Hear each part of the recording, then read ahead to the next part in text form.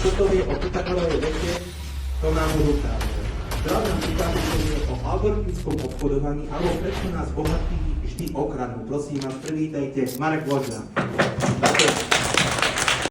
Ja určite odporúčam Mareka aj FNX, lebo Marek je veľký odborník, čo sa týka tejto problematiky, aj tradingu, aj samotného obchodovania, aj je odborník už niekoľko rokov v rámci tejto danej oblasti.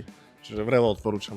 Je to veľmi príjemný človek, musím povedať, že aj naživo, nie iba cez online svet, takže myslím si, že Marek vie, čo robí. A u Mareka som dostal presne to, čo mi Marek povedal, že sa v tej skupine nachádza a že v podstate to, čo Marek povedal, vždycky platilo. Takže som s jeho skupinou veľmi spokojný a vychádzalo to perfektne. Marek je super človek, určite.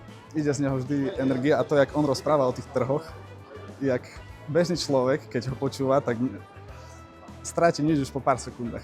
Ale on presne vie, o čom rozpráva aj jak to myslí. Niekedy bežný divák ho ani nepochopí, hej, že čo tým chce povedať. Aj my niekedy si musíme jeho videa púšťať na